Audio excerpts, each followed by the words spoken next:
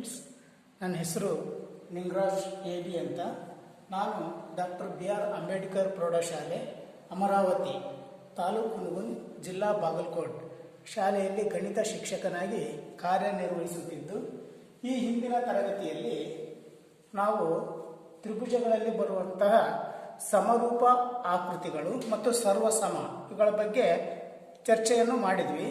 ಈಗ ಸಮರೂಪ ತ್ರಿಭುಜಗಳಲ್ಲಿ ಬರುವಂಥ ಒಂದು ಮಹತ್ವದ ಪ್ರಮೇಯವನ್ನು ಚರ್ಚಿಸೋಣ. ಆ ಪ್ರಮೇಯಕ್ಕೆ ನಾವು ಥೇಲ್ಸ್ನ ಪ್ರಮೇಯ ಅಂತ ಕರೆಯುತ್ತೇವೆ. ಸೊ ಇದನ್ನು ನಾವು ಮೂಲ ಸಮಾನುಪಾತತೆಯ ಪ್ರಮೇಯ ಅಂತಲೂ ನಾವು ಹೇಳ್ತೀವಿ.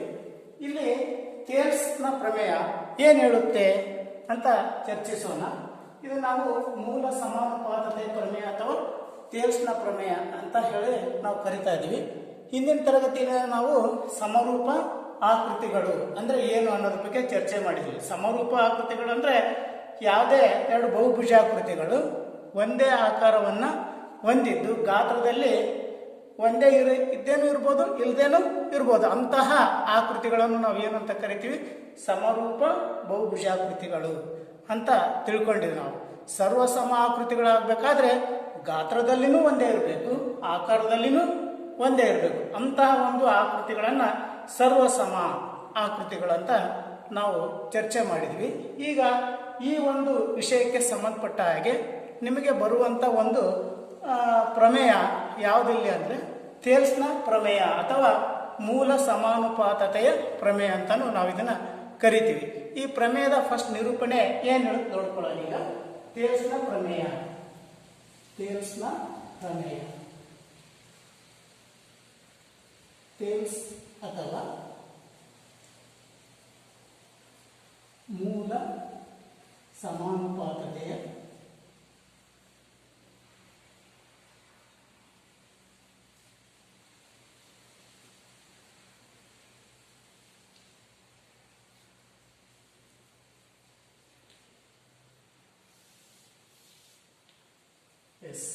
ಥೇಲ್ಸ್ ಅಥವಾ ಮೂಲ ಸಮಾನುಪಾತತೆ ಪ್ರಮೇಯ ಅಂತ ಕರಿತೀವಿ ನಾವು. ಏನು ಹೇಳುತ್ತಪ್ಪ ಥೇಲ್ಸ್ನ ಪ್ರಮೇಯ, ಅದರ ನಿರೂಪಣೆ ಏನು ಅನ್ನೋದ್ರ ಬಗ್ಗೆ ಈಗ ತಿಳ್ಕೊಳ್ಳೋಣ. ನಿರೂಪಣೆ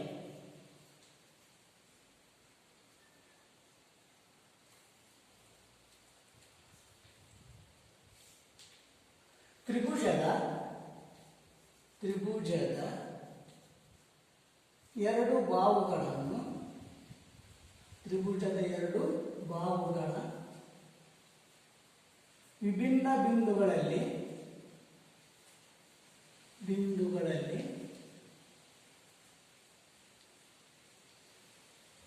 ಛೇದಿಸುವಂತೆ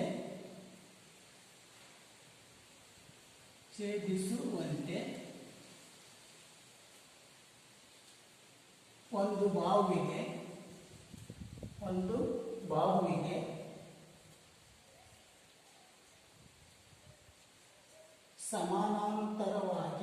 ಸಮಾಂತರವಾಗಿ ಎಳೆದ ಸರಳ ರೇಖೆಯು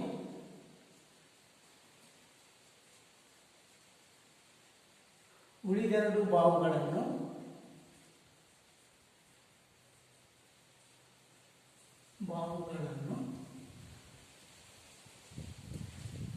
ಸಮಾನುಪಾತದಲ್ಲಿ ವಿಭಾಗಿಸುತ್ತದೆ.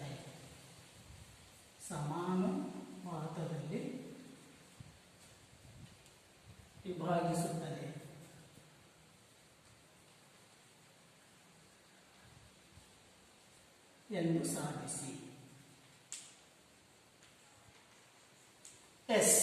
ಇಲ್ಲಿ ಏನು ಹೇಳುತ್ತಪ್ಪ ಥೇಲ್ಸ್ನ ಪ್ರಮೇಯ ಅಥವಾ ಮೂಲ ಸಮಾನುಪಾತತೆಯ ಪ್ರಮೇಯ ಅಂತಲೂ ನಾವು ಕರಿತೀವಿ. ಇಲ್ಲಿ ಸಮರೂಪ ತ್ರಿಭುಜಗಳಿಗೆ ಸಂಬಂಧಪಟ್ಟ ಹಾಗೆ ಇಲ್ಲಿ ಒಂದು ಮೊದಲ ಮಹತ್ವದ ಪ್ರಮೇಯ ಇದು. ಇದರಲ್ಲಿ ಏನು ಹೇಳ್ತಾ ನೋಡ್ರಿ ನಿರೂಪಣೆ: ತ್ರಿಭುಜದ ಎರಡು ಬಾಹುಗಳನ್ನು ವಿಭಿನ್ನ ಬಿಂದುಗಳಲ್ಲಿ ಛೇದಿಸುವಂತೆ ಒಂದು ಬಾಹುವಿಗೆ ಸಮಾಂತರವಾಗಿ ಇರದ ಸರಳ ರೇಖೆಯು ಉಳಿದೆರಡು ಬಾಹುಗಳನ್ನ ಸಮಾನುಪಾತದಲ್ಲಿ ವಿಭಾಗಿಸುತ್ತದೆ ಅಂತ ಹೇಳ್ತಾನೆ. ಹಾಗಾದ್ರೆ ಏನ್ ಹೇಳಿದಾನೆ ಇಲ್ಲಿ ಬರೀತೀನಿ ನಾನು ಇದನ್ನ. ತ್ರಿಭುಜದ, ಇಲ್ಲಿ ಒಂದು ತ್ರಿಭುಜ ಅಂತ ಹೇಳಿದಾನೆ, ಇಲ್ಲಿ ತ್ರಿಭುಜ ಬರೀತೀನಿ ಇಲ್ಲಿ.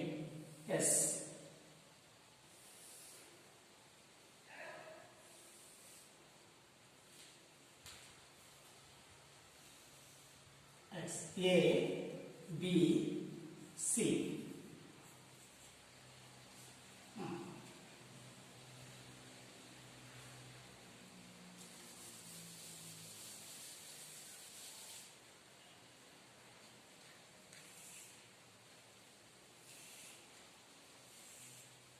A B C.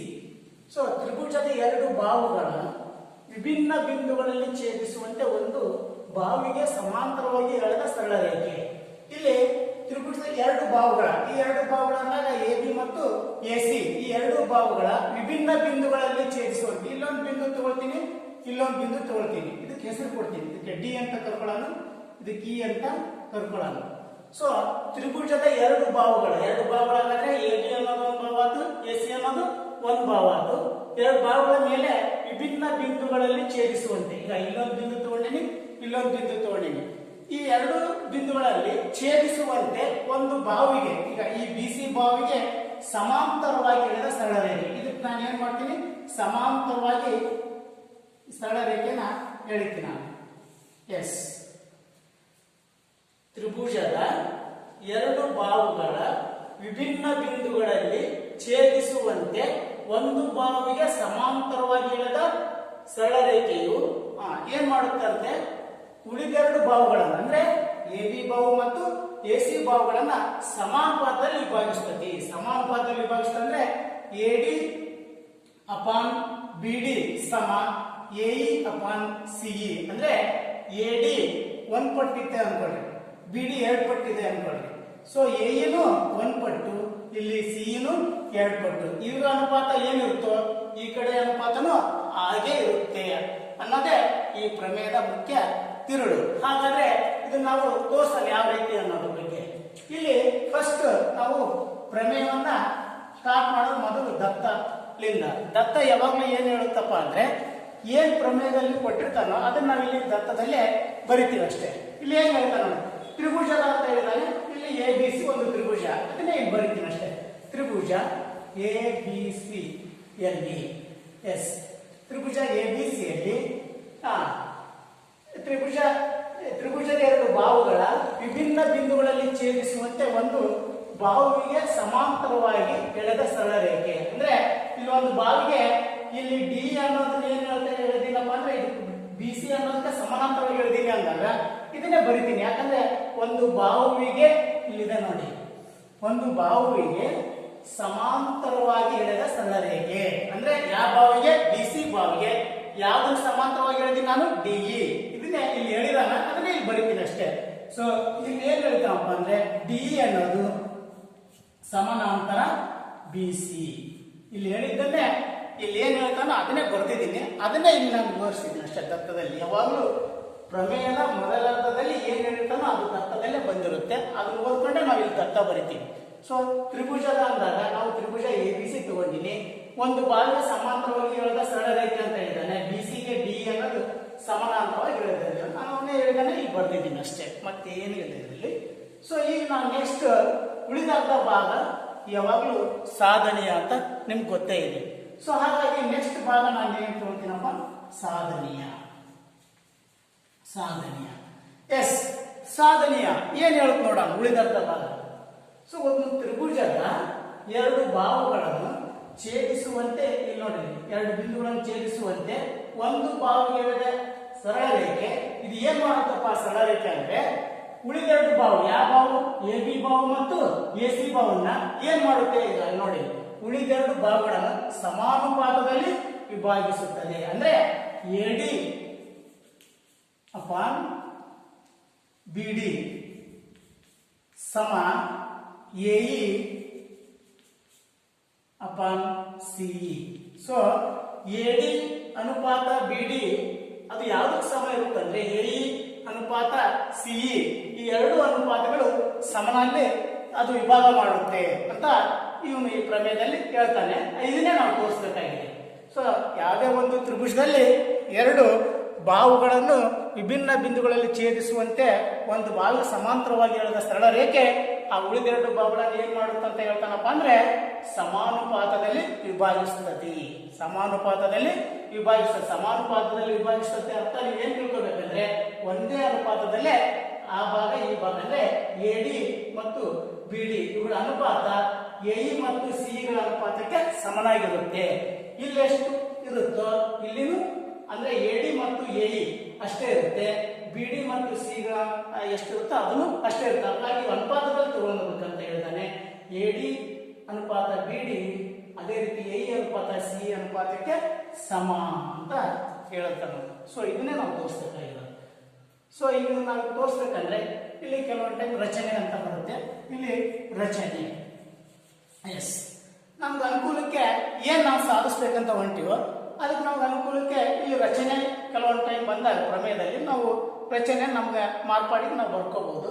ಏನು ರಚನೆ ಅಂತ ಹೇಳಿದ್ರೆ ಅಂದ್ರೆ ಸೊ ಇಲ್ಲಿ B BE ಸೇರಿಸ್ತೀನಿ. S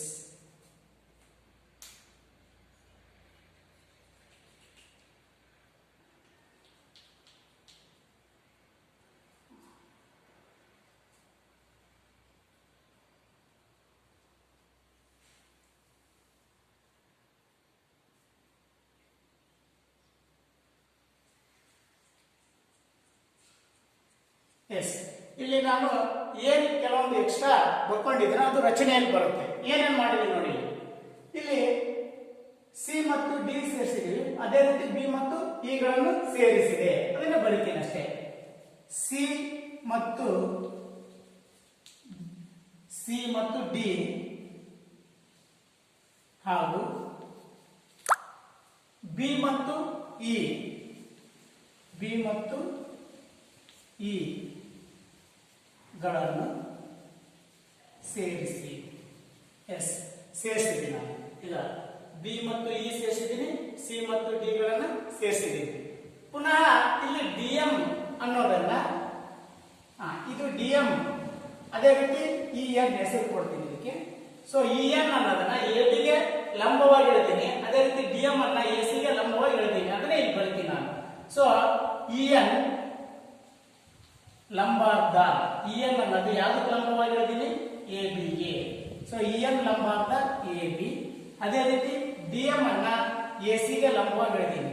so DM ಹಾಗೂ ಡಿಎಂ ಲಂಬಾರ್ಧ ನೋಡಿ, ಡಿಎಂ ಲಂಬಾರ್ಧ ಎ ಸಿ ಎಳೆಯಿರಿ. ಸೊ ಇವೆಷ್ಟು ಎಕ್ಸ್ಟ್ರಾ ಮಾಡಿರೋದ್ರಿಂದ ಇದು ರಚನೆಯಲ್ಲಿ ಬರ್ತಿದ್ದೀನಿ ಅಷ್ಟೇ. ನಾನು ಯಾವುದನ್ನ ನಾನು ಎಕ್ಸ್ಟ್ರಾ ತೋರಿಸಿದ್ದೀನಿ ಇಲ್ಲಿ ಇದನ್ನ ರಚನೆಯಲ್ಲಿ ಬರೆಯೋದು. ಏನೇನಪ್ಪ ಎಕ್ಸ್ಟ್ರಾ ಅಂದ್ರೆ ಇಲ್ಲಿ ನೋಡಿ, ಡಿ ಮತ್ತು ಸಿ ಸೇರಿಸಿದ್ದೀನಿ, ಬಿ ಮತ್ತು ಇ ಇಲ್ಲಿ ಬರ್ತೀನಿ, ಸಿ ಮತ್ತು ಡಿ ಹಾಗೂ ಬಿ ಮತ್ತು ಇಗಳನ್ನು ಸೇರಿಸಿ. ಇದನ್ನು ಸೇರಿಸಿದ್ದೀನಿ, ಇದನ್ನು ಸೇರಿಸಿದ್ದೀನಿ. ಮತ್ತೆ ಇದಲ್ಲದೇನೆ ಡಿಎಂ ಅನ್ನ ಈಗ ಎ ಬಿ ಅಥವಾ ಎ ಸಿ ಡಿಎಂ ಅನ್ನ ಎ ಸಿಗೆ ಲಂಬವಾಗಿ ಹೇಳ್ತೀನಿ. ಲಂಬ ಅಂದ್ರೆ 90 ಡಿಗ್ರಿ ಒಳಗೆ ಇಲ್ಲಿ ನೇರವಾಗಿ ಇರೋದು ಈ ರೇಖೆ. ಸೊ ಇದು ಯಾವ್ದಕ್ಕೆ ನೇರವಾಗಿ ಐತಪ್ಪ ಅಂದ್ರೆ ಎ ಸಿ ಬಾವಿಗೆ ನೇರವಾಗಿರೋದ್ರಿಂದ ಡಿಎಂ ಲಂಬಾರ್ಧ ಎ ಸಿ. ಅದೇ ರೀತಿ ಈ ಕಡೆಯಿಂದನೂ ಈಗ ಇ ಎನ್ ಅದು ಯಾವ ಬಾವಿಗೆ, ಎ ಬಿ ಬಾವಿಗೆ ನೇರವಾಗಿ ಇರೋದ್ರಿಂದ ಎಳೆದಿರೋದ್ರಿಂದ ಹಾಗಾಗಿ ಇ ಎನ್ ಅನ್ನ ಎ ಬಿಗೆ ಲಂಬವಾಗಿರೋದ್ರಿಂದ ಇ ಎನ್ ಲಂಬಾರ್ಧ ಎ ಬಿ ಇವುಗಳನ್ನ ಎಳೆಯಿರಿ ಅಂತ ಇವು ಎಕ್ಸ್ಟ್ರಾ ಬಂದಿರೋದನ್ನ ನಾವು ರಚನೆಯಲ್ಲಿ ತೋರಿಸಿದ್ದೀವಿ. ಈಗ ನಾವು ನೆಕ್ಸ್ಟ್ ಹಂತನೇ ಸಾಧನೆ. ಎಸ್ ಇಲ್ಲಿ ನಾವು ಏನ್ ಸಾಧಿಸ್ಬೇಕಪ್ಪ, ನಾವು ಯಾವಾಗಲೂ ಸಾಧನೆ ಮಾಡ್ಬೇಕಾದ್ರೆ ಸಾಧನೆಯಲ್ಲಿ ಬರುವಂತದ್ದನ್ನು ನಾವು ನೋಡ್ಬೇಕು. ನಾನು ಏನ್ ತೋರಿಸ್ಬೇಕಾಗಿದೆ. ಸೊ ಇಲ್ಲಿ ಎಡಿ ಮತ್ತು ಬಿಡಿಗಳ ಅನುಪಾತ ಎಇ ಮತ್ತು ಸಿಗಳ ಅನುಪಾತಕ್ಕೆ ಸಮನಾಗಿ ಐತೆ ಅಂತ ತೋರಿಸ್ಬೇಕಾಗಿದೆ. ಸೊ ಹಾಗಾಗಿ ಇಲ್ಲಿ ಎಡಿ ಬರ್ಬೇಕಪ್ಪ, ಇಲ್ಲಿ ಎಡಿ ಇದು ಬರ್ಬೇಕಂದ್ರೆ ಸೊ ಇಲ್ಲಿ ನಾನು ಎ ಡಿ ಇ ತ್ರಿಭುಜ, ತಿರ್ಗಾ ಇಲ್ಲಿ ನೆಕ್ಸ್ಟ್ ಯಾವುದು ಬಿ ಡಿ ಅಂದ್ರೆ ಇಲ್ಲಿದೆ. ಬಿ ಡಿ ಬರ್ಬೇಕಂದ್ರೆ ಸೊ ಬಿ ಡಿ ಈ ತ್ರಿಭುಜ, ಈ ಎರಡು ತ್ರಿಭುಜಗಳನ್ನ ಅನುಪಾತದಲ್ಲಿ ಬರೀತೀನಿ.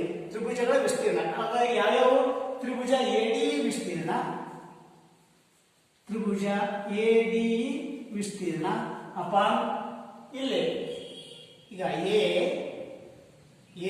ಡಿ ಈ ತ್ರಿಭುಜದ ವಿಸ್ತೀರ್ಣ ಅನುಪಾತ ಇನ್ನೊಂದರ ಜೊತೆಗೆ ಯಾವ ತಗೊಳ್ತೀನಿ ಅಂದ್ರೆ ಈಗ ಬಿ ಡಿ ಇ.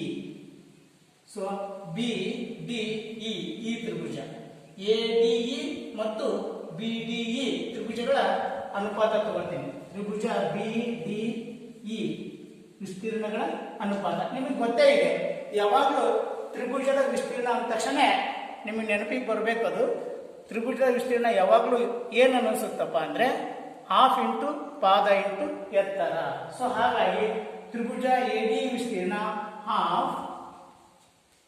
ಇಲ್ಲಿ ಎ ಡಿ ತ್ರಿಭುಜದಲ್ಲಿ ಅದರ ವಿಸ್ತೀರ್ಣ ಬರಬೇಕಂದ್ರೆ ಹಾಫ್ ಇಂಟು ಪಾದ. ಪಾದ ಇಲ್ಲಿ ಯಾವ ತಗೊಳ್ತೀನಪ್ಪ ಅಂದ್ರೆ ಎ ಡಿ ಅನ್ನ ಪಾದ ತಗೊಂಡಿದ್ದೀನಿ. ಸೊ ಇಲ್ಲಿ ಪಾದ ಎ ಡಿ. ಎತ್ತರ ಯಾವ್ದಾಗಿರುತ್ತೆ ಇಲ್ಲಿ ಎತ್ತರ ಇದೆ ನೋಡಿ. ಸೊ ಇದು ಇ ಎನ್ ಅನ್ನೋದು ಇದು ಪಾದ ಅಂತ ತಗೊಂಡಾಗ ಎ ಡಿ ಇ ಈ ತ್ರಿಭುಜದಲ್ಲಿ ಇದು ಪಾದ ಅಂತ ತಗೊಂಡಾಗ ಪಾದಕ್ಕೆ ಅಭಿಮುಖ ಶೃಂಗದಿಂದ ಎಳೆದಂತದ್ದು ಯಾವ್ದಿದೆ ನೋಡಿ ರೇಖೆ. ಈ ಶೃಂಗದಿಂದ ಪಾದಕ್ಕೆ ಎನ್ ರೇಖೆ ಎಳೆದು ಇ ಎನ್. ಸೊ ಇದು ಏನಾಗಿರ್ತೈತಿ ಎತ್ತರ. ಹಾಗಾಗಿ ಇ ಎನ್ ಹಾಫ್ ಇಂಟು ಇಲ್ಲೊಂದ್ ಕಡೆ ನೀವು ತ್ರಿಭುಜದ ವಿಸ್ತೀರ್ಣ ಅಂದ್ರೆ ಏನು ಅನ್ನೋದ್ರ ಬಗ್ಗೆ ಗೊತ್ತಿರ್ಬೇಕು ನಿಮ್ಗೆ. ಹಾಫ್ ಇಂಟು ಪಾದ ಇಂಟು ಎತ್ತರ. ಇಲ್ಲಿ ಅದನ್ನ ನೆನಪಿಸ್ಕೋಬೇಕಷ್ಟೇ. ಸೊ ಅದೇ ರೀತಿ ಬಿ ಡಿ ಇ ತ್ರಿಭುಜದ ವಿಸ್ತೀರ್ಣ ತಗೋಬೇಕಪ್ಪ ಅಂದಾಗ ಇಲ್ಲಿನೂ ಸಹ ತ್ರಿಭುಜದ ವಿಸ್ತೀರ್ಣ ಅಂತ ಬಂದಾಗ ಹಾಫ್ ಇಂಟು ಪಾದ. ಇಲ್ಲಿ ಎ ಡಿ ತ್ರಿಭುಜದಲ್ಲಿ ಎ ಡಿ ಪಾದ ತಗೊಂಡಿನಿ. ಬಿ ಡಿ ಇ ಈ ತ್ರಿಭುಜದಲ್ಲಿ ಪಾದ ಯಾವ ತಗೋತೀನಿ B D. B D into ಎತ್ತರ.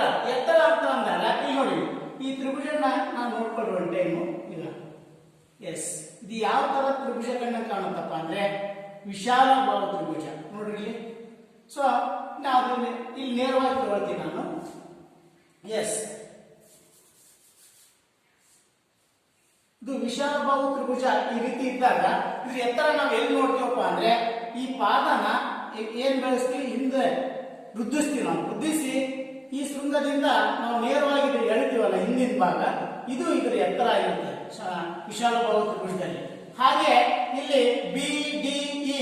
ಸೊ ಇದು ಬಿ ಡಿ ಅನ್ನೋದು ಪಾದ ಅಂತ ಆದಾಗ ಇದರ ಪಾದನ ಏನ್ ಮಾಡ್ತೀವಿ ನಾವು ಹಿಂದೆ ವೃದ್ಧಿಸ್ತೀವಿ. ವೃದ್ಧಿಸಿದಾಗ ಇಲ್ಲಿ ನೋಡಿ ಇ ಎನ್ ಏನಾಗಿರುತ್ತೆ ಅದಕ್ಕೆ ಎತ್ತರ ಆಗಿರುತ್ತೆ. ಹಾಗಾಗಿ ಇಲ್ಲಿ ಪಾದ ಬಿ ಡಿ ಆದಾಗ ಇದ್ರ ಎತ್ತರ ಇ ಎನ್ ಹಿಂದ್ಗಡೆ ಆಗಿರುತ್ತೆ. ಅದ್ರ ಯಾವಾಗ ವಿಶಾಲ ಬಾಹು ತ್ರಿಭುಜದಲ್ಲಿ ಇ ಎನ್ ಎತ್ತರ. ಎಸ್ ಇಲ್ಲಿ ಹಾಫ್ ಹಾಫ್ ಕ್ಯಾನ್ಸಲ್ ಆಗುತ್ತೆ.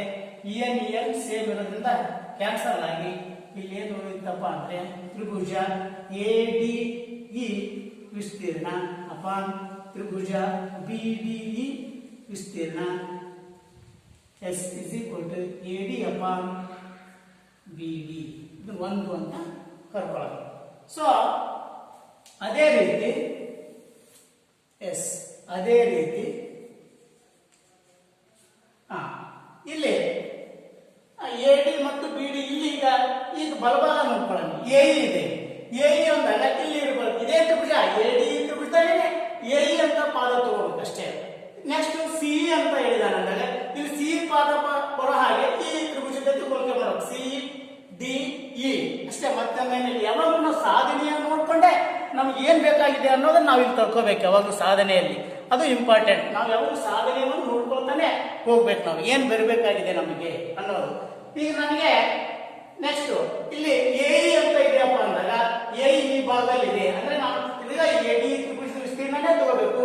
ಪಾದ ಏನು ತಗೋಬೇಕು ಎ ಅನ್ನೋ ನಿಮ್ ತಲೆಯಲ್ಲಿ ಬರಬೇಕು. ಸೊ ತ್ರಿಭುಜ ಎ ಡಿ ವಿಸ್ತೀರ್ಣ ತ್ರಿಭುಜ ಎ ಡಿ ಇ ವಿಸ್ತೀರ್ಣ ಡಿ ವಿಸ್ತೀರ್ಣ ಅಪಾನ್ ತ್ರಿಭುಜ ಇಲ್ಲಿ ಎ ಡಿ ಜೊತೆಗೆ ಇಲ್ಲಿ ಎ ಜೊತೆಗೆ ಯಾವ್ದಿದೆ ಸಿ. ಸಿ ಅಂದಾಗ ಈ ಪಾದ ಅಂದ್ರೆ ಈ ಪಾದ ಬರ್ಬೇಕಂದ್ರೆ ಸಿ ಡಿ ಇ ತ್ರಿಭುಜ ಸಿ ಡಿ ಇ ವಿಸ್ತೀರ್ಣ. ಈಗ ನಿಮಗೆ ತ್ರಿಭುಜದ ವಿಸ್ತೀರ್ಣ ಒಮ್ಮೆ ಹೇಳ್ಬಿಟ್ಟಿದ್ದೀನಿ, ಬಂದ್ಬಿಡ್ಬೇಕು. ಹಾಫ್ ಇಂಟು ಪಾದ ಇಂಟು ಎತ್ತರ. ಸೊ ಹಾಫ್ ಪಾದ ಇಲ್ಲಿ ಯಾವ ತಗೊಳ್ತೀನಿ ಆವಾಗಲೇ ಎಡಿ ತಗೊಂಡಿದ್ದೆ. ಈ ಸಲ ನನಗೆ ಇಲ್ಲಿ ಎ ಇರೋದ್ರಿಂದ ಎ ಪಾದ ತಗೊಂಡಿದ್ದೀನಿ. ಎ ಎತ್ತರ. ಎತ್ತರ ಅಂದಾಗ ಇಲ್ಲಿ ಎ ಪಾದ ಅಂತ ಹೇಳಿದಾಗ ಇದಕ್ಕೆ ಎತ್ತರ ಯಾವಾಗಲೂ ಇಲ್ಲಿ ಎದುರುಗಡೆ ಇರೋದು ಡಿ ಬಿಂದು. ಇದರಿಂದ ಪಾದಕ್ಕೆ ಇರುವಂತ ರೇಖೆ ಯಾವಾಗಿದೆ D M. So D M ಎತ್ತರ ಅಪ್ಪ. ಇಲ್ಲಿನೂ ಈ ತ್ರಿಭುಜ ಸಿ ಡಿ ಇದನ್ನು ಹಾಫ್ ಇಂಟು ಪಾದ ಇಲ್ಲಿ ಸಿಇ. ಹಾಗಾಗಿ ಪಾದ ಇಲ್ಲಿ ಯಾವ ತಗೊಳ್ತೀನಪ್ಪ ಅಂದ್ರೆ ಸಿಇ ಪಾದವನ್ನು ಆಗಿಟ್ಕೊಂಡಿನಿ. ಎತ್ತರ. ಈಗ ಇದು ಯಾವ ತ್ರಿಭುಜಗಳನ್ನ ಕಾಣುತ್ತೆ ನೋಡ್ಕೊಳ್ಳಿ. ಇಲ್ಲಿ ಈಗ C D C D E. ತಿರ್ಗಾ ಇದು ಯಾವ ತರ ಕಾಣುತ್ತಪ್ಪ ಅಂದ್ರೆ ವಿಶಾಲ ಬಾಹು ತ್ರಿಭುಜ. ವಿಶಾಲ ಬಾಹು ತ್ರಿಭುಜ ಅಂದಾಗ ತಿರ್ಗಾ ಇದು ಪಾದ ಅಂದಾನೆ ಇದು ನಾವು ಇಂತ ವೃದ್ಧಿಸಿದಾಗ ಇಲ್ಲಿ ನೋಡಿ ಡಿಎಂ ಅನ್ನೋದು ಎತ್ತರ, ಡಿಎಂ ಅನ್ನೋದು ಎತ್ತರವಾಗಿದೆ. So DM DM cancel, half of cancel. So ತ್ರಿಭುಜ ಎಡಿಇ ವಿಸ್ತೀರ್ಣ ಅಪಾನ್ ತ್ರಿಭುಜ ಸಿಡಿಇ ವಿಸ್ತೀರ್ಣ is equal to AE upon CE. So ಇದನ್ನ 2 ಅಂತ ಕಳ್ಕೊಳ್ಳೋಣ. ಸೊ ಇಲ್ಲಿ ಒಂದೇದು ಏನ್ ಬಂದಿದೆ, ತ್ರಿಭುಜ ಎಡಿ ವಿಸ್ತೀರ್ಣ ಅಪಾನ್ ತ್ರಿಭುಜ ಬಿಡಿ ವಿಸ್ತೀರ್ಣ ಅನ್ನೋದು ಎದಕ್ಕೆ ಸಮ ಅಂತ ಬಂದಿದೆ ಅಂದ್ರೆ ಎಡಿ ಅಪಾನ್ ಬಿಡಿ ಗೆ ಸಮ ಅಂತ ಬಂದಿದೆ. ಅದೇ ರೀತಿ ಇಲ್ಲಿ ಎರಡನೇದು ಏನಂತ ಬಂದಿದೆ ಅಪ್ಪ ಅಂದ್ರೆ ಅದೇ ತ್ರಿಭುಜ ಎಡಿ ವಿಸ್ತೀರ್ಣ ಡಿವೈಡೆಡ್ ಬೈ ತ್ರಿಭುಜ ಸಿಡಿ ವಿಸ್ತೀರ್ಣ is equal to AE upon CE ಗೆ ಸಮ ಅಂತ ಬಂದಿದೆ. ಇಲ್ಲಿ ನಾನು ಒಂದು ನೋಡ್ತೀನಿ, ಇಲ್ಲಿ ತ್ರಿಭುಜ ಎಬಿಸಿಯಲ್ಲಿ ಇಲ್ಲಿ ನೋಡಿ, ಇಲ್ಲಿ ಬಿ ಬಿ ಡಿ ಇ, ಈ ತ್ರಿಭುಜ B D E. So B D E, B D E ತಿರ್ಗಾ ಸಿ ಡಿ ಇ.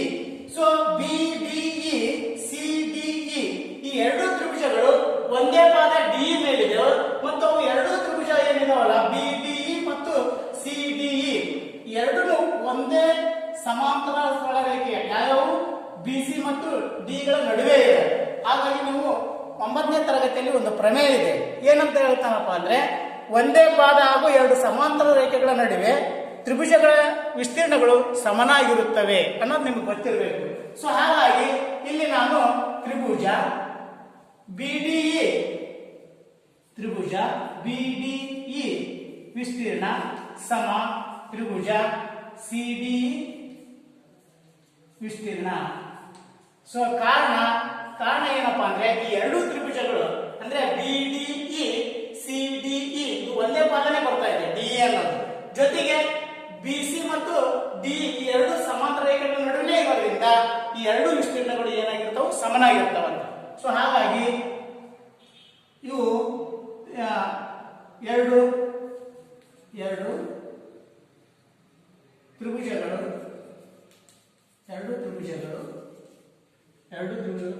ಒಂದೇ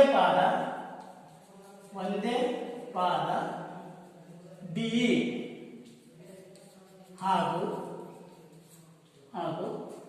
ಬಿಸಿ ಮತ್ತು ಡಿ ಹಾಗೂ ಬಿಸಿ ಮತ್ತು ಡಿಇ ಸಮಾಂತರ ರೇಖೆಗಳ ನಡುವೆ ಇವೆ, ಸಮಾಂತರ ರೇಖೆಗಳ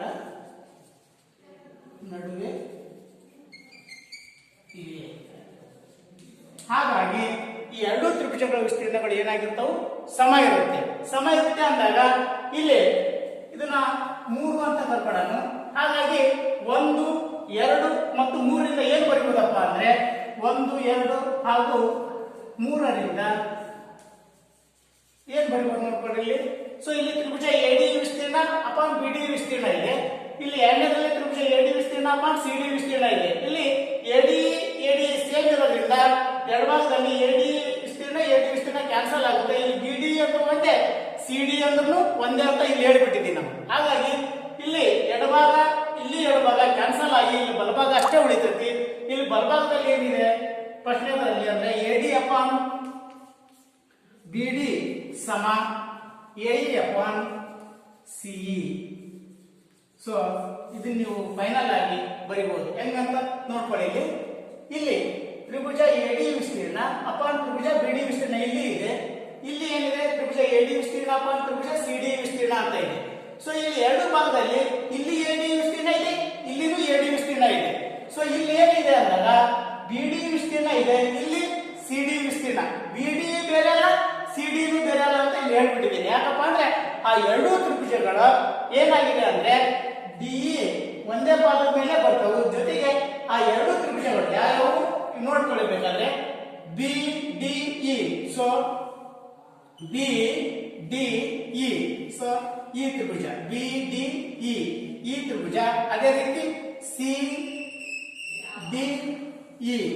ಸೊ ಇವು ಎರಡು ಒಂದೇ ಪಾದ ಡಿ ಮೇಲೆ ಬರ್ತವು. ಹಾಗಾಗಿ ಮತ್ತು ಎರಡು ಒಂದೇ ಜೊತೆ ರೇಖೆಗಳ ನಡುವೆ ಬರೋದ್ರಿಂದ ಇಲ್ಲಿ ಸಮಾಂತರ ರೇಖೆಗಳ ನಡುವೆ ಬರುತ್ತೆ ನೋಡಿ. ಬಿ ಸಿ ಮತ್ತು ಡಿ ಈ ಎರಡು ಸಮಾಂತರ ರೇಖೆಗಳ ನಡುವೆ ಈ ಎರಡು ತ್ರಿಭುಜಗಳು ಬರೋದ್ರಿಂದ ನೀವು ಪ್ರಮೇಯ ಏನ್ ಹೇಳುತ್ತಪ್ಪ 9ನೇ ಕ್ಲಾಸ್ನಲ್ಲಿ ಅಂದ್ರೆ ಯಾವುದೇ ಎರಡು ಸಮಾಂತರ ರೇಖೆಗಳ ನಡುವೆ ಒಂದೇ ಪಾದದ ಮೇಲೆ ಇರುವಂತ ಎಷ್ಟೇ ತ್ರಿಭುಜಗಳು ಅವು ಏನಾಗಿರ್ತಾವೆ ವಿಸ್ತೀರ್ಣದಲ್ಲಿ ಸಮನಾಗಿರ್ತಾವು ಅನ್ನೋದಿದೆ. ಹಾಗಾಗಿ ಆ ಎರಡು ತ್ರಿಭುಜ ವಿಸ್ತೀರ್ಣಗಳು ಒಂದೇ ಪಾದ ಮತ್ತು ಒಂದು ಜೊತೆ ಸಮಾಂತರ ರೇಖೆಗಳ ನಡುವೆ ಇರೋದ್ರಿಂದ ಆ ಎರಡು ವಿಸ್ತೀರ್ಣಗಳು ಸಮನಾಗಿದೆ ಅಂತ ನಾವು ಬರೀಬಹುದು. ಹಾಗಾಗಿ ಇಲ್ಲಿನೂ ಸಿ ಡಿ ಬೇರೆ ಅಲ್ಲ, ಬಿ ಡಿನೂ ಬೇರೆ ಅಲ್ಲ, ಎರಡು ಒಂದೇ ಅಂತ ತಿಳ್ಕೊಂಡಾಗ ಎಡಭಾಗ ಸೇಮ್ ಬರೋದ್ರಿಂದ ನೀವು ಬಲಭಾಗನ ಡೈರೆಕ್ಟ್ ಆಗಿ ತಗೋಬಹುದು.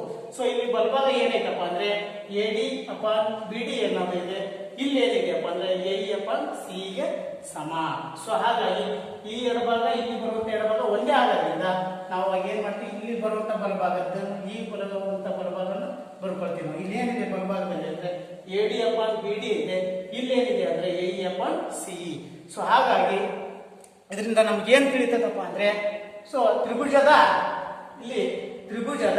ಎರಡು ಬಾಹುಗಳನ್ನ ವಿಭಿನ್ನ ಬಿಂದುಗಳಲ್ಲಿ ಛೇದಿಸುವಂತೆ ಒಂದು ಬಾವಿಗೆ ಎಳೆದ ಸಮಾಂತರ ಒಂದು ಈ ಬಾವಿಗೆ ಅಂದ್ರೆ ಬಿಸಿ ಬಾವಿಗೆ ಎಳೆದ ಸರಳ ರೇಖೆ ಸಮಾಂತರವಾಗಿ ಎಳೆದ ಸರಳ ರೇಖೆ ಏನ್ ಮಾಡುತ್ತಪ್ಪ ಅಂದ್ರೆ ಉಳಿದೆರಡು ಬಾಹುಗಳನ್ನ ಅಂದ್ರೆ ಎ ಡಿ ಮತ್ತು ಎ ಸಿ ನ ಸಮಾನುಪಾತದಲ್ಲಿ ವಿಭಾಗಿಸುತ್ತೆ. ಸಮಾನುಪಾತದಲ್ಲಿ ವಿಭಾಗಿಸುತ್ತೆ ಅಂದ್ರೆ A D upon B D ಅನುಪಾತ ಯಾವಾಗಲೂ ಎ ಮತ್ತು ಸಿ ಅನುಪಾತಕ್ಕೆ ಸಮನಾಗಿರುತ್ತೆ. ಅಂದ್ರೆ ಇಲ್ಲಿ ಎಷ್ಟಿರುತ್ತೋ ಈ ಎ ಡಿ ಒಂದ್ ಪಟ್ಟಿದ್ದಾಗ ಎನು ಅಷ್ಟೇ ಇರುತ್ತೆ, ಬಿ ಡಿ ಎಷ್ಟಿರುತ್ತೋ ಸಿನು ಅಷ್ಟೇ ಇರುತ್ತೆ. ಇಲ್ಲಿ ನೀವು ಹಾಗೆ ಬೇಕಾದ್ರೆ ನೋಡ್ಬೋದು.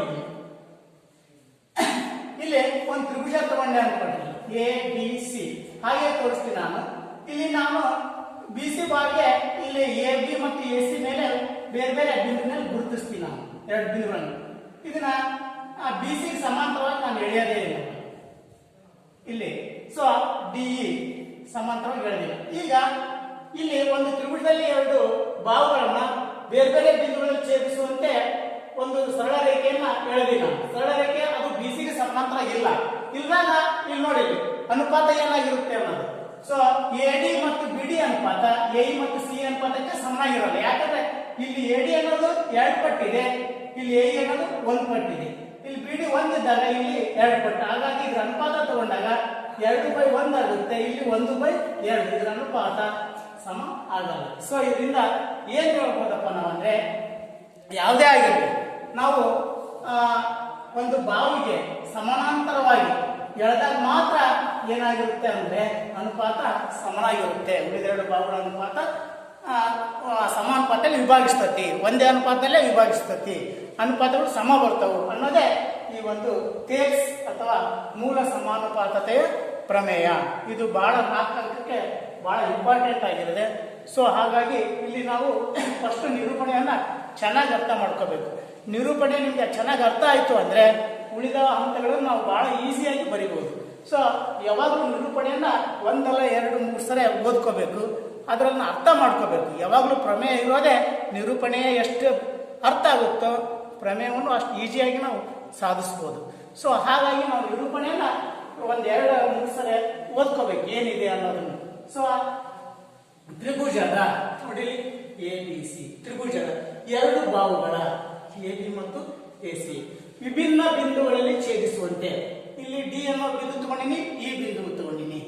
ಒಂದು ಬಾಹುವಿಗೆ ಅಂದ್ರೆ ಬಿ ಸಿ ಬಾಹುವಿಗೆ ಸಮಾಂತರವಾಗಿ ಎಳೆದ ಸರಳ ರೇಖೆ, ಇದಕ್ಕೆ ಸಮಾಂತರವಾಗಿ ಎಳೆದಿನಿ ನಾನು. ಅಂದ್ರೆ ಇದಕ್ಕೆ ಅಂತರ ಒಂದೇ ಇದೆ. ಸೊ ಹಾಗಾಗಿ ಡಿ ಅನ್ನೋದು ಬಿ ಸಿಗೆ ಸಮಾನಾಂತರವಾಗಿ ಎಳೆದಾಗ ಉಳಿದೆರಡು ಬಾಹು ಅಂದ್ರೆ ಈ ಬಾವು ಸಮಾಂತರವಾಗಿ ಎಳೆದಿದೆ ಅಂದಾಗ ಈ ಉಳಿದೆರಡು ಬಾಹುಗೆ ಏನಾಗಿರುತ್ತದೆ ಅಂದ್ರೆ ಎ ಬಿ ಮತ್ತು ಎ ಸಿಗೆ ಸಮಾನುಪಾತದಲ್ಲೇ ವಿಭಾಗಿಸ್ತತಿ. ಸಮಾನುಪಾತದಲ್ಲೇ ವಿಭಾಗಿಸ್ತತಿ ಅಂದ್ರೆ ಎ ಡಿ ಮತ್ತು ಬಿ ಡಿಗಳ ಅನುಪಾತ ಎ ಇ ಮತ್ತು ಸಿ ಗಳ ಅನುಪಾತಕ್ಕೆ ಸಮ ಇರ್ತತಿ ಅಂತಾನೆ ನಾವು ಹೇಳ್ಬೇಕಾಗಿರೋದಿಲ್ಲ. ಸೊ ಹಾಗಾಗಿ ಇಲ್ಲಿ ಏನು ನಾವು ಯಾವಾಗಲೂ ದತ್ತ ಫಸ್ಟ್ ಮೊದಲ ಅರ್ಥದಲ್ಲಿ ಏನ್ ಹೇಳ್ತಾನೆ ಅದನ್ನೇ ಬರೆದಿರ್ತೀವಿ ನಾವು. ತ್ರಿಭುಜ ಅಂತಾನ ತ್ರಿಭುಜ ಎ ಬಿ ಸಿ ಅಂತ ಹೇಳ್ತೀನಿ. ಒಂದು ಬಾವಿಗೆ ಸಮಾಂತರವಾಗಿ ಇಳಿದ ಸರಳ ರೇಖೆ ನಾನು ಡಿ ಅನ್ನೋದು ಬಿ ಸಿಗೆ ಸಮಾಂತರವಾಗಿ ಐತಿ ಅಂತ ಹೇಳ್ಕೊಂಡ ಹಾಗೆ. ಸೊ ಹಾಗಾಗಿ ನಾವು ಉಳಿದ ಅರ್ಧ ಪ್ರಮೇಯ ಏನ್ ಹೇಳುತ್ತಪ್ಪ ಅಂದ್ರೆ ಅದೇ ಸಾಧನೆ ಆಗಿರ್ತದೆ. ಏನಾಗಿರ್ತದಪ್ಪ ಅಂದ್ರೆ ಯಾವುದೇ ಒಂದು ತ್ರಿಭುಜದಲ್ಲಿ ಒಂದು ಬಾವಿಗೆ ಸಮಾಂತರವಾಗಿ ಇಳಿದ ಸರಳ ರೇಖೆ ಏನ್ ಮಾಡ್ತದಪ್ಪ ಸರಳ ರೇಖೆ ಅಂದ್ರೆ ಉಳಿದೆರಡು ಭಾಗಗಳನ್ನು ಸಮಾನುಪಾತದಲ್ಲಿ ವಿಭಾಗಿಸ್ತತಿ. ಸೊ ಉಳಿದೆರಡು ಭಾಗಗಳಂದ್ರೆ ಎ ಬಿ ಮತ್ತು ಎ ಸಿ ನ A D upon B D is equal to ಅಥವಾ ಸಮ A E upon C E. So ಉಳಿದೆರಡು ಭಾಗಗಳನ್ನು ಸಮಾನುಪಾತದಲ್ಲಿ ವಿಭಾಗಿಸ್ತಕ್ಕಂಥ ಇದನ್ನೇ ತೋರಿಸ್ಬೇಕಾಗಿದ್ದೀನಿ. ಇದೇ ನಿಮ್ಗೆ ಬೇಕಾಗಿರೋ ಸಾಧನೆ. ಸೊ ಇದನ್ನ ತೋರಿಸ್ಲಿಕ್ಕೆ ರಚನೆ ಯಾವ್ದಾದ್ರು ಎಕ್ಸ್ಟ್ರಾಕ್ಟ್ ಮಾಡಿದೀನಿ ನೋಡಿ.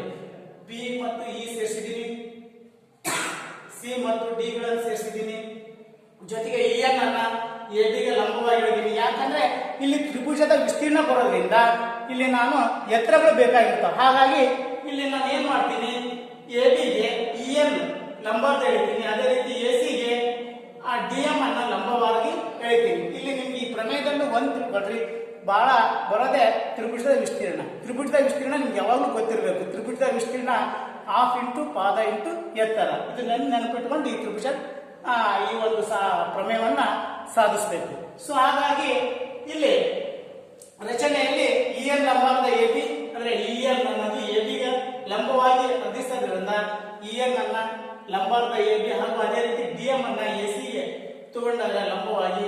ಸೊ ಡಿ ಎಂ ಲಂಬಾರದ ಎ ಸಿ ಎಳೆಯಿರಿ. ಇದಿಷ್ಟು ಎಕ್ಸ್ಟ್ರಾ ಮಾಡಿದ್ದಕ್ಕೋಸ್ಕರ ರಚನೆಯಲ್ಲಿ ತೋರಿಸ್ಬೇಕು. ಈಗ ನಾವು ಸಾಧನೆಯನ್ನು ನೋಡ್ಕೊಂಡೆ ಸಾಧನೆಗೆ ಹೋಗ್ತಾ ಇದ್ದೀನಿ. ಸಾಧನೆ ಏನ್ ತೋರಿಸಬೇಕಾಗಿದೆ ಅಂದ್ರೆ ಎ ಡಿ ಮತ್ತು ಬಿ ಡಿ ಅನುಪಾತ ಎ ಇ ಮತ್ತು ಸಿ ಅನುಪಾತಕ್ಕೆ ಸಮ ಅಂತ ತೋರಿಸಬೇಕಾಗಿದೆ. ಸೊ ಇಲ್ಲಿ ನೋಡ್ಕೊಳ್ತೀನಿ ನಾನು ಎ ಡಿ ಅಪ್ಪ ಅಂದಾಗ ಸೊ ಎ ಡಿ ತ್ರಿಭುಜದಲ್ಲಿ ಎ ಡಿ ಪಾದ ತಗೋಬೇಕು.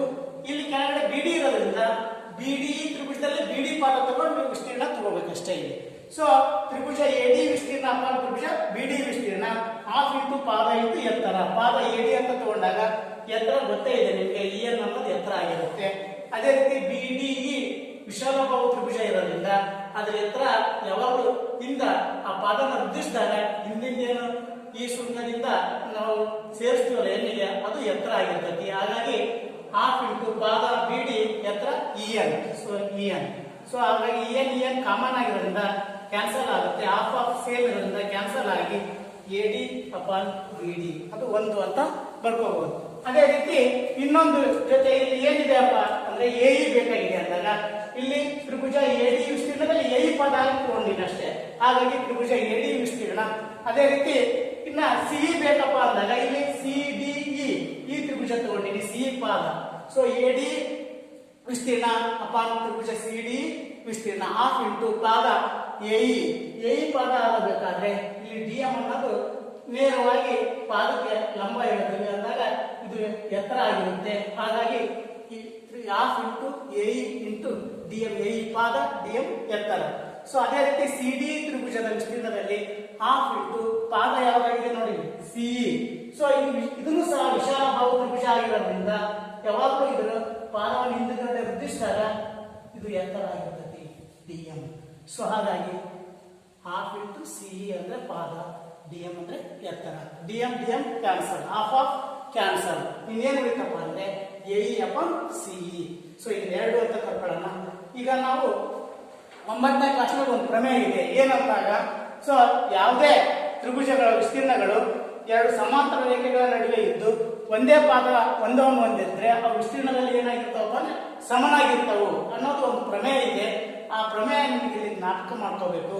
ಹಾಗಾಗಿ ತ್ರಿಭುಜ ಬಿ ಡಿ ವಿಸ್ತೀರ್ಣ ಬಿ ಡಿ ಇ ಇನ್ನೊಂದು ಸಿ ಡಿ ಇ ಈ ಎರಡು ಒಂದೇ ಪಾದ ಬರ್ತತಿ ಹಾಗೂ ಒಂದೇ ಸಮಾಂತರ ರೇಖೆಗಳ ನಡುವೆ ಬರೋದ್ರಿಂದ ಅವುಗಳ ವಿಸ್ತೀರ್ಣದಲ್ಲಿ ಏನಾಗಿರ್ತಾವು ಸಮನಾಗಿರ್ತಾವು. ಹಾಗಾಗಿ ಈಗ ನಾವು ಇಲ್ಲಿ ಎಡಭಾಗ ಏನಿತ್ತು ಇಲ್ಲಿನ ಎಡಭಾಗ ಸೇಮೇ ಆಗಿರೋದ್ರಿಂದ ಎಡಭಾಗ ಸೇಮ್ ಆಗಿ ಬಲಭಾಗ ಏನ್ ಬರುತ್ತೆ ಅಂದ್ರೆ A D upon B D ಅನ್ನೋದು ಎ ಇ ಅಪಾನ್ ಸಿ ಗೆ ಸಮ.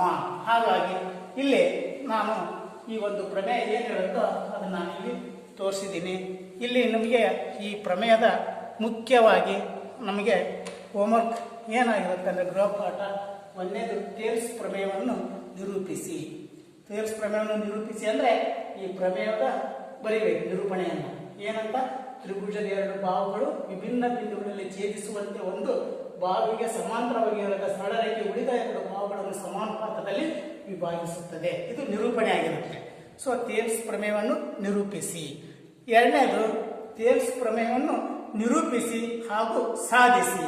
ಸಾಧಿಸಿ ಅಂತ ಅಂದಾಗ ಈ ಎಲ್ಲ ಅರ್ಥಗಳನ್ನು ನಿರೂಪಣೆ ಸಹಿತ ವಿವರಿಸಬೇಕು. ನನಗೆ ನಿರೂಪಣೆಯನ್ನು ಬರೀಬೇಕು, ಅದನ್ನು ಸಾಧಿಸಿನೂ ತೋರಿಸ್ಬೇಕು. ಚಿತ್ರ ಈ ಹಂತಗಳನ್ನೆಲ್ಲ ಕರೆಕ್ಟಾಗಿ ನೀವು ಬರೆದಿದ್ದಾಗ ಇದು 5 ಅಂಕಗಳಿಗೆ ಬಹಳ ಮಹತ್ವದ ಪ್ರಶ್ನೆ ಆಗಿರುತ್ತೆ, ಪ್ರಮೇಯ ಆಗಿರುತ್ತೆ. ಹಾಗಾಗಿ ಇದನ್ನು ತಾವೆಲ್ಲರೂ ನನಗೆ ವರ್ಕ್ ಮಾಡಿ ತಾವು ಕಳಿಸ್ತೀರಿ ಅಂತ ತಿಳ್ಕೊಂಡಿದ್ದೀನಿ. ತಮಗೆ ಧನ್ಯವಾದ.